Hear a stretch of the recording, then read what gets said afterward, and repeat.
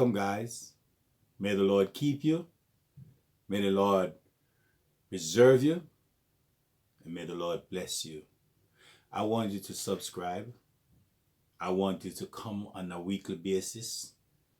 And I want you to sit down with me as we share from the Word of God the things that I believe that God has imparted in my spirit through His Word to share to you. So don't be discouraged, but be encouraged. For once God is fighting our battles, we are on the winning side. So let me greet you in the name of Jesus Christ, our soon coming King, as we look at this topic today. How do we know the voice of God? Or should I be more specific in saying, how does God sound? That's something fascinating. How does God sound? Does God sound like you or me? Does He sound like the thunder, the burning crackling of a fire? Or does God sound like the rushing water? Does God sound like the wind as it blows along? Or does God sound, has He a specific or distinct sound? Isn't He God? Let's look at what our text says. We turn our Bibles to 1 Samuel chapter 3. 1 Samuel chapter 3. And let us look at verse 4 to verse 10.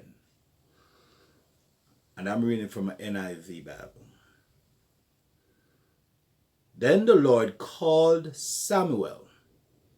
Samuel answered, "Here I am." And he ran to Eli and said, "Here I am. You called me." But Eli said, "I did not call you. Go back and lie down." So he went and lay down. Again the Lord called, "Samuel." And Samuel got up and went to Eli and said, "Here I am. You called me." "My son," Eli said, "I did not call you. Go back and lie down." Now Samuel did not know the Lord. The word of the Lord had not yet been revealed to him. A third time the Lord called, "Samuel." And Samuel got up and went to Eli and said, "Here I am. You called me." Then Eli realized that the Lord was calling the boy. So Eli told Samuel, "Go and lie down. And if he calls you, say, 'Speak, Lord, for your servant is listening.'" So Samuel went and lay down in his place. The Lord came and stood there, calling, as at the other times, "Samuel, Samuel." The historical background of this text tells us that it happened in the time of the judges. And in that time, Samuel was not the son of Eli, but Samuel was the son of one called Hannah. Hannah had promised God that if she got from him a son, she would in return give back her son to God. And this son, who grew up in Eli's household, serving God in the tabernacle, was at a very specific place a very purposeful place, a place where God was able to speak to him. We have been asking the question for years now. How does God sound? How do I know when God speaks? What is the voice of God? When Moses had an experience at the Mount of Sinai with the children of Israel, God said, "Gather the people together, for tomorrow I speak with them." They were sanctified and prepared and were ready, and they all came out to hear from God. But when God spoke, they turned to Moses and said to Moses, "Tell God not to speak to us anymore, lest we die." And so Moses had to take that message to God and tell God that the people don't want him to speak to them in such a manner. The book of Hebrews told us that we do not come anymore to a mountain that burns with fire or with thunder, but a mountain that is filled with the gathering of the assemblies of God. And through the scriptures, we read where it tells us about the voice of God and how God spoke to many prophets over the years. We have a scenario of one Elijah who ran away from Jezebel. It took him 40 days and 40 nights to reach the Mount of Horeb, where he hid himself in a cave. Then God came and spoke to him, "Elijah, what are you doing here?" Elijah didn't even know how to respond to God, because when he responded to God, he said something to God that God challenged him and said to him, "There are 7,000 more men like you who have not bowed the knees to Baal." And before all that, he heard thunder, but that wasn't the voice of God. He heard cracklings, wind, but that wasn't the voice of God. But then there was this intense softness, this feel of divine presence, and then God whispered. Oh my God, that's powerful. God whispered and asked him, "What are you doing here?" This very closest we can get to the voice of God is in the person of Jesus Christ. For Jesus literally came and dwelt among us. He took on flesh, came among men, and whilst reasoning with his disciples in the book of John, Jesus said to them that I am with the Father and the Father is with me. When you see me, you see the Father. For the Father is in me and I am in the Father. So Jesus was telling them that when you see my behavior, this is the behavior of God. When you hear my voice, this is the voice of God. He even turned to them and said, "My sheep hear my voice, and another they will not follow." He spoke to us in so many ways, on so many issues. There was the aggressive way that he spoke, where he challenged the Pharisees. There was the screeching, screaming way that he spoke, when he called out, "If any man thirsts, let him come unto me and drink, and out of his belly will come living water." He literally shouted out. He sat down and he reasoned with the children on the Mount of Olive. And he did so much methods of delivery to us as a people. And yet we still ask, How does God sound? Who is God? And how does he speak? I want to conclude on this point, that God is a God of variety. That God is a God who uses every method to speak to us, every mode to speak to us, and every voice to speak to us. How do I know that? Because when I read 1 Samuel chapter 3, and through the verse, we realize that God spoke to Samuel. And when God spoke to Samuel, and he called out to Samuel, Samuel responded by running to Eli. And when he went to Eli, he said to Eli, "You have called me." So if Samuel went to Eli 3 times after God had spoken to him, therefore it is conclusive that we can say that God sounds like us.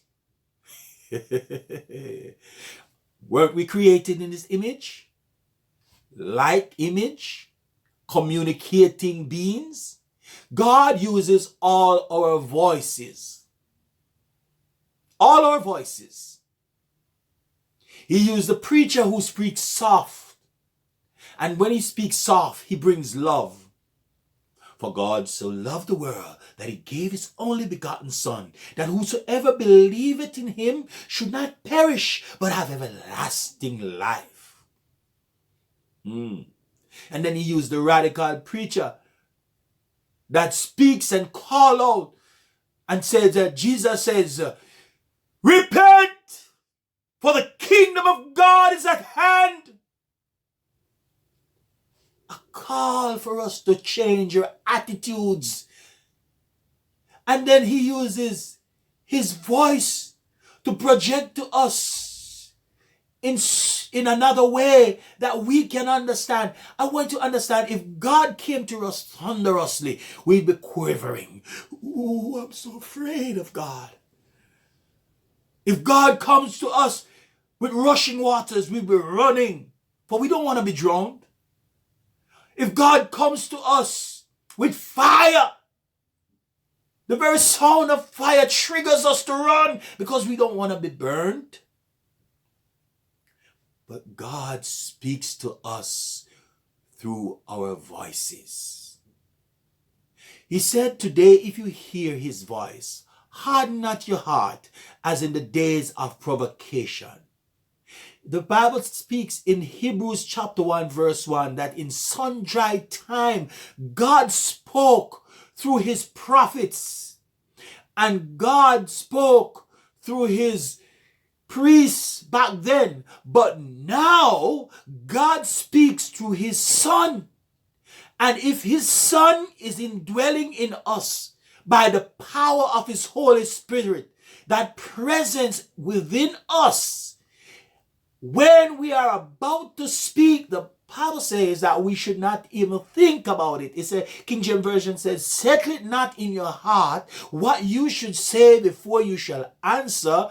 For I," who? Not me. I, God is saying, I, God, will give you words that your gainsayers and your adversaries cannot overcome. Look at how powerful this is. Ananias and Sapphira thought they deceived Peter. But then Peter said, "You weren't speaking with me. You were lying to the Holy Spirit."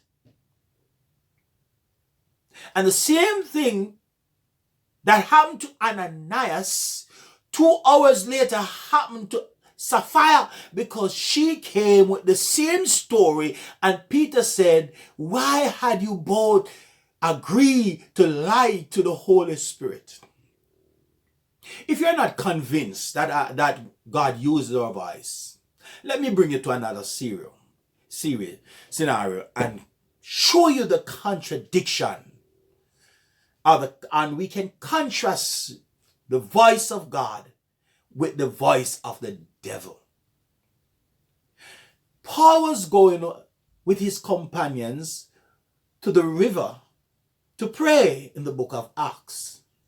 And whilst he was on his way to the river, there was this young lady who kept saying, "These men are the servants of God. Listen to them." And she did it for quite some time. Paul, realizing that this spirit is not of God, so Paul turned around and rebuked the spirit that was in her. And the spirit screeched and came out. So it tells us that demons also speak through us and uses our voices. The same demon who was speaking in the woman was the same demon who was making the merchants rich. Jesus come across a young man who was ripped apart with demons. And when Jesus came and he began to speak to the young man, the demon in the young man spoke to Jesus and said, "Our name is Legions." And Jesus rebuked the demon, and the demon begged him not to cast them into the wilderness or the abyss, but to cast them into some swines. And Jesus permitted it, and they went into the swine, and the man was free. How did these sound? The demons sound like us. Therefore, it is conclusive again that when God speaks through us, he sounds like us. Oh my. This is not a contradiction of God. This is exactly how God intended it to be. For the scripture says, how can one hear? Or how can one preach unless he's sent? And how can one be sent unless he first hear? You got to hear what God is saying to us. Through us. Now, we have to be careful because we can conjure thoughts, philosophies, ideologies, reasonings, all these things and put them together and say it is from God. But the Bible says that we must test every spirit if it is from God. So here's the thing about it. When God speaks, we need to know how God speaks. For some of us, tone are so different. We can see the variety. For God is a God of variety. We can see the God of variety. When we listen to T.D. Jakes preach, his voice is different from, let me say, a Rod Parsley. Or his voice is different from a John Jenkins. His voice is different from a Noel James. All their voices are different. For a Noel Jones preached different from all of them. The methods of delivery are all different. The means of delivery are all different. They speak from the same Bible, the same text, and they bring to you a different thought. Because God, who is a God of variety, pulls from the different faculties of men and uses it. And not only that, God used the tone of a voice to present to us his word. So how do we measure if it's God speaking? Because the Bible says that we must test every spirit. Here's how we measure it. Paul wrote, "Whatsoever is true, whatsoever is holy, whatsoever is right, whatsoever is of a good report, if there is any love inside of us, if there is any power inside of us, think, meditate on these things." To define the difference of God speaking to us from the devil speaking to us is to know the voice of God. For the voice of God does not speak anything contrary to holiness, does not speak anything contrary to scriptures, does not speak anything contrary to the will of God, does not speak anything contrary to Jesus' teachings, does not speak anything contrary to the biblical expressions that are placed before us in the Bible. He speaks to us on a holy, holistic, radical, down-to-earth, hardcore, authentic fashion. If you're having trouble wondering how God speaks, read 1 Samuel chapter 3, where when God called Samuel, he did not know the voice of God, just like you did not know the voice of God.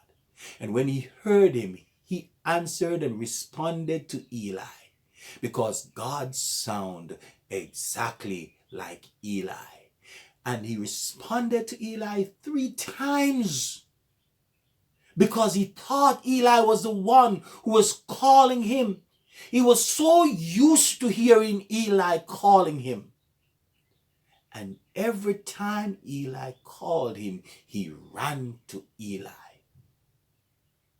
But Eli discerned that it was God who was speaking to the lad, to the young man, to this little fellow, to this little basically nobody. He wasn't even next in line for the priesthood. But God spoke to him.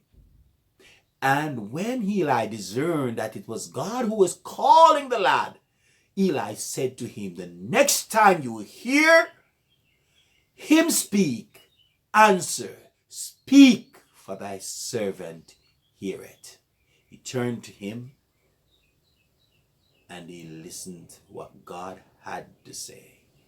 There are many more texts in the Bible that I can pull up and show you how God spoke and men respond. Joshua, for our enemy, but the voice speak just like a man, and he realized it was God. There's so much for us to learn from the Word of God. And friends, I'm going to try and put up at least a video, probably 2, every week, so that we can have more of God's Word to feast upon. I want you to subscribe. I want you to invite a friend to come on board, to listen, and to join with us as we fellowship in God, as we go into the Word of God and bring out profound truths of God. Remember this, the preacher will explain. God bless you all.